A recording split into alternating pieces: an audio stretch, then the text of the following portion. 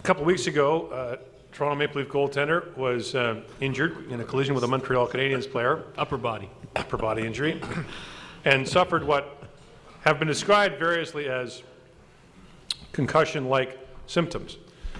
Last week, Dave Feschuk, a writer for the Toronto Star, contacted the goalie's mother and said, and interviewed her, and she discussed his concussion history and her concern about his health and her hope that he would be better and that she would be advised as to his health.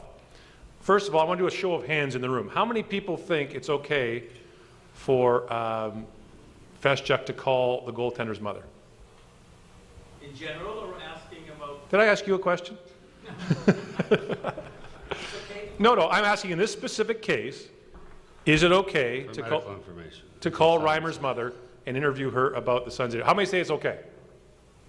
How many say not okay? Wow. How many of you are scared of Brian Burke? How many read the article? How many read the article? Okay, so I think we'll start with Brian Burke on this one. What's your take on it? Well, it's too bad there's a camera running here, folks. You get a much more entertaining answer than you're going to get. You turn that camera off, the TSN camera, for 30 seconds? No. Don't touch that thing. Well, first off, this guy's new to our beat. He covered the Raptors before this, so I don't know him that well. And I always give the benefit of the doubt when someone makes what I consider to be a mistake the first time. I don't assume a pattern of behavior until they're dishonest or crooked or stupid more than once. This guy did the same thing when Timmy Connolly got hurt. He called Timmy Connolly's dad, and Timmy Connolly's dad didn't take the bait. Mrs. Reimer did, and gave a very frank discussion about his medical condition and prior incidents, and I think it was totally off base. The second I heard about it, I contacted the writer and told him what I thought, so I'm not telling you anything I haven't said to Dave Feschuk already. I think it was weaselly and dishonest and slimy, and I think the reaction of this room is the same as everyone in the industry. And now we have to add to our preseason talk when we talk to our players. I never thought I'd have to add to warn them to tell their parents not to discuss their medical conditions with writers, because I never thought a writer would be slimy enough to call. Now we're adding that to the list of things we talk about how the media will represent themselves a certain way, all the things we talk about, the traps where they can fall into. Now we have to add that, and by the way, tell your parents don't talk to a reporter if he calls and asks about injuries. I never thought I'd have to say that. Ned, do you have any experience with this? Not with this particular type of situation. We did, actually today, we were in the process of doing a major deal with one of our players, and it's so contingent on a few other things, but his mother actually posted it on her Facebook page this morning. So social media is everywhere, and it's a lesson whether it's the parents of a player, or whether it's your players, or whether it's your staff, or whether it's your buddies or friends. News travels so fast and from such different angles than it ever did. You better be careful, because everything you do is on the record. John, defend Dave Feschuk. Well, I have a difficult time because this is my 36th year around the National Hockey League. I started as a guy making $10 a night at Maple Leaf Gardens being a runner. And the code was that you didn't go there. That was the code. And Burke's right. That's what happened, is that it was the players, and you had a sports persona, and then you had a personal life that you never crossed into it. That wasn't the way it was then.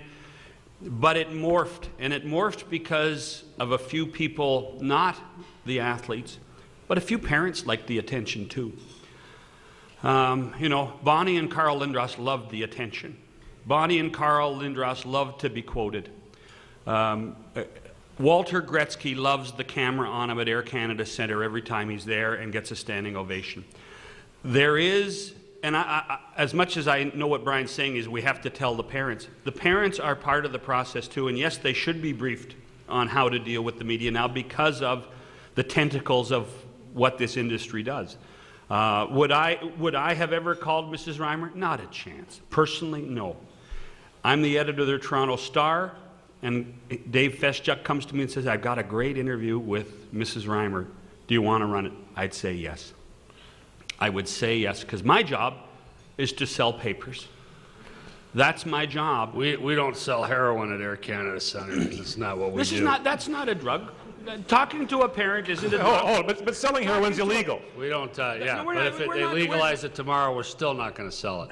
That's, but that's- they're not. It's not that's legal. Brian. bullshit. No, it's not. It's You disapprove, but you run the story? Yeah, that's a great industry. Okay, no, that's a reality of the industry, but whether we like it or not, Brian, that's a reality of the industry. If my writer came to me and said, I have this story, I'm not going to sit on it. I wouldn't sit on I'm it. the editor, I'd break his nose.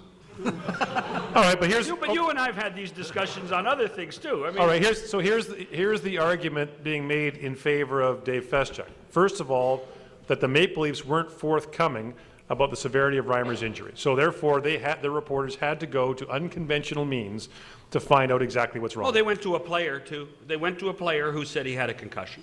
Right. So Gustafson in a made the comment that Reimer had a concussion, and that opened a can of worms. So the argument is, Brian, that the Leafs were not forthcoming, and so therefore the reporters have to go to alternative routes of information. And that was, so one reporter concluded that, right? Everyone else took the high road, but one guy said because of this, and the guy who'd done it before with another player, I don't think that was the issue. I think he smelled a good story and called a mom in Morowena, Manitoba, and got a very effusive reply and was rubbing his hands the whole time while he was recording it. Oh, this is great. My question to him that night was, I said to him, I hope you have fun. I hope you had fun doing it. Because where are you now with this hockey club? Where are you now with this group of people? You think the players think everything's fine? You think our players think this is okay? So to me, the one good thing about being in the media is if you're a sleaze, there are consequences. There are consequences with the team. There are consequences with the players. That's and we'll right. see how this plays out. Well, and you're right. I mean, there are.